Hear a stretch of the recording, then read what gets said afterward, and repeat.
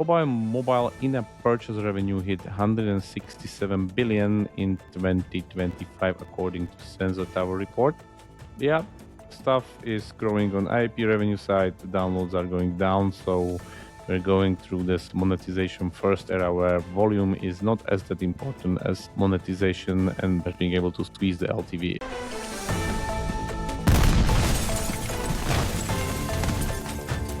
Two and a Half Gamers exclusive. Breaking news. Literally breaking. Hi there, this is 2.5 Gamers segment again, and we're gonna dive into the news of this week. Beginning with our favorite story of Ubisoft. So there's some pretty major news by Ubisoft revealed this week, which concerns its structure, some cuts, and some new policies.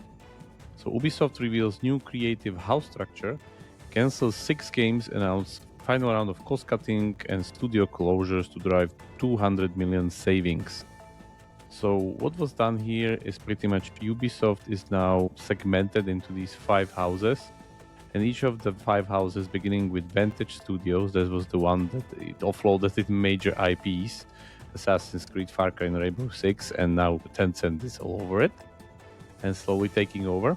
So that would be the Creative House 1. The Creative House 2 would be Ghost Recon, Splinter Cell, The Division, so the shooter house. Creative House 3 would be Operating Rooster, Select Sharp Life Experiences. So stuff like Brawlhalla, For Honor, Riders Republic, Skull and Bones, the Too Big to Fail pirate game, and The Crew. House number 4, dedicated to immersive fantasy worlds, Anno, Beyond Good and Evil, Might and Magic, Prince of Persia, Rayman. And house number 5 would be the mobile house, which is Hasbro Portfolio, Hungry Shark, then SketchUp, and Colibri, of course. So there's this kind of restructure. There are some games cancelled, including Prince of Persia Sands of Time remake. Just kind of looking forward to it, so pity that. And 3 new IPs and 1 mobile title. On top of it, Ubisoft is asking all staff to return to the office full-time to boost the collective performance for AAA. Still remember when they called it quadruple A in their case. So what's happening here? Ubisoft is pretty much on the verge of going down. So something had to give, and this is pretty much what happened. So they're cutting more people, closing studios left to right, and either delaying or closing all games, pretty much trying to live again within their means. Let's see what happens. I'm still not very optimistic about execution in most of these houses, because let's see what happens there. But again, the management, in my opinion, needs to change. Let's see, because it's still within the Guillemot family. Last piece of news regarding Ubisoft is about its new strategy towards AI. As always, Ubisoft is the one that hops from one trend to the other. So this was always there. New operating model will further empower the execution of the group strategy centered on open world adventures and game as service native experiences, supported by targeted investments, deeper specialization, and cutting-edge technology, including accelerated investment behind player-facing generative AI, which I guess the PC players will be really happy about. But who am I to say? But yeah, I'm all for AI as far as how to use it actually, and you don't create the famous AI slop as I'm not calling Ubisoft to be Ubisoft. But yeah, let's see. Moving on. Rovio partners with Kingsoft and Kingsoft Shuyu, and it's because they're relaunching Angry Birds back to China. Angry Birds being one of the most recognized IPs on mobile in the world, originally launched in 2009, and it's already surpassed 5 billion downloads globally altogether. The next Rovio announcement is that it partners with OBB to develop Angry Birds Rush, which is, as listeners may know, as we multiple times covered it on the podcast just briefly, is a luck battler or coin looter, or however you want to call it, pretty much the 3rd generation of social casino games. Hopefully we'll get Rovio to speak about this live on the podcast soon. Moving on, Anka Ventures launches to back early stage mobile game and app startups. If you guessed that this is coming from Turkey, yes, this is coming from our friends from Turkey because the market is extremely hot there. Some people are saying already overheated, but let's say because there are big hits coming from Turkey and Turkey is still going full steam ahead.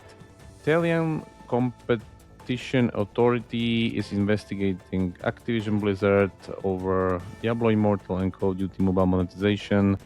Pretty much some stuff on deceiving UI practices concerning parental controls and all these other things. So no, it's not the loot box apocalypse as everybody is kind of waiting to happen. Global mobile in-app purchase revenue hit 167 billion in 2025 according to Sensor Tower report. Yeah, stuff is growing on IAP revenue side, the downloads are going down, so we're going through this monetization first era where volume is not as that important as monetization and being able to squeeze the LTV is. Continuing, RuneScape, your favorite childhood game, if you were there, surpasses 3 billion in lifetime revenue as Jagex, the company behind it, marks its 25th anniversary this week. Yep, it's pretty big achievement, I would say. This game, even though it's, again, go Google it and you'll know what I'm talking about. Yeah, I would really like to see even games like Ultima Online also still doing these things, but yeah. Hats off to the guys and wishing happy anniversary. Outfit 7 launches new game division Play Valley, and yeah, get this, studio launched first title on PC and working on additional games spanning new IPs and concepts. Yeah, Outfit 7, the guys behind Talking Tom from Slovenia, launching PC games was not on my bingo card this year, but why not? I'm really looking forward to it because, as said, as you know, we're focusing on Steam PC platform more and more as we go. Valve to slightly relax AI disclosure guidelines on Steam. So what's happening here again, thankfully AI is getting more mainstream and more streamlined. Before you had to disclose any usage of AI if I understood correctly from the article, and now you only need to disclose usage of generative AI, including when the game generates assets itself as part of its functionality. So that's good. Hopefully we get to kind of stop talking about killing printing presses. Wildgate maker Moonshot laying off unspecified number of staff. Why I'm keeping this up is because Moonshot is part of Dreamhaven, and Dreamhaven being one of the biggest hopes of the PC startups pretty much out there, because this is literally set up by Mike Morhaime in 2020, the former president of Blizzard. And there already are basically 5 studios which are making games under this giant umbrella of ex-Blizzard folks.